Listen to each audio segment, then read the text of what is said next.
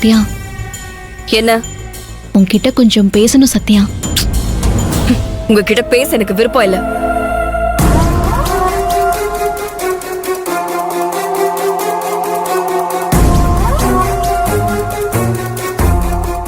நீ எதுவும் பேச வேணாம் சத்யா. நான் பேசுறது கொஞ்சம் காது கொடுத்து கேட்டா போதும். என்ன கேட்கணும்? அட்வைஸா? நான் ஏற்கனவே ரொம்ப டிஸ்டர்ப்டா இருக்கேன்.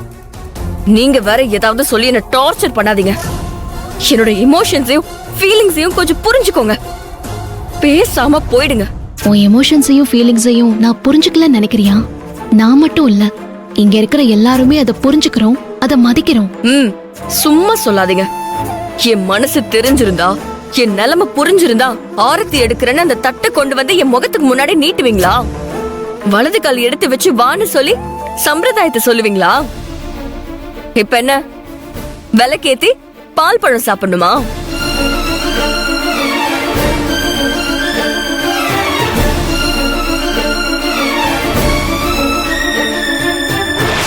இல்ல சத்யா, உனக்கு பிடிக்காத எதுவும் இந்த வீட்ல நடக்காது.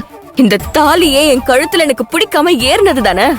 மாட்டுக்கு கட்டுற மூக்கணாங் கயிறும் இந்த தாலி கயிறும் ஒண்ணுன்னு நினைச்சு என்ன அடக்குறதுக்காக ஒருத்தன் என் கழுத்துல என்னோட விருப்பமும் சம்மதமும் இல்லாம கட்டினான். இந்த தாலிக்கு நீங்க என்ன பதில் சொல்ல போறீங்க?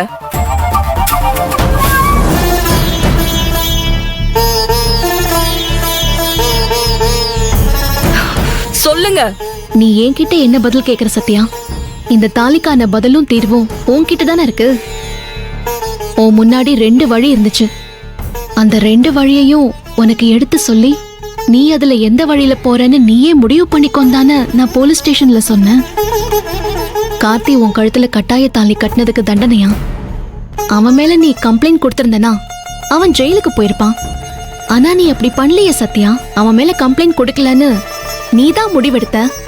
உன்னோட முடிவை தான் நாங்க எல்லாரும் ஏத்துக்கிட்டு உன்னையும் அவனையும் இந்த வீட்டுக்கு கூட்டிட்டு வந்தோம். இங்க பாரு, நான் திரும்பவும் சொல்றேன், இது உன்னோட முடிவு, நீ எடுத்த முடிவு. அந்த முடிவுக்கு நாங்க எல்லாரும் உதவியா இருப்போம், அவ்வளவுதான். எது உதவி? இப்படி ஆரத்தி எடுக்கிறதா? ஆரத்தி எடுத்தது ஒரு சம்பிரதாயம். அதுல என்ன சத்யா தப்பு இருக்கு? இந்த தாலியே சம்பிரதாயத்தின் படி என் கழுத்துல ஏறலன்னு நான் சொல்லிக்கிட்டு இருக்கேன். இந்த தாலி உன் கழுத்துல எப்படி எந்த சூழ்நிலையில ஏறி இருந்தாலும் சரி, எப்ப நீ இதை ஏத்துக்கிட்டியோ அதுக்குண்டான சடங்கையும் சம்பிரதாயத்தையும் நீ செஞ்சுதான் ஆகணும். அதுக்காக நீ கோவப்படுறதுல எந்த அர்த்தமும் இல்ல சத்யா. நான் கம்ப்ளைண்ட் கொடுக்காம அவன் கூட இங்க வரதுக்கு ஒத்துக்கிட்டதும் நான் உண்மையிலேயே அவன் கூட வாழ ஒத்துக்கிட்டேன்னு நினைச்சீங்களா? அது இந்த ஜென்மம் இல்ல, இன்னும் எத்தனை ஜென்மம் எடுத்தாலும் அது நடக்காது.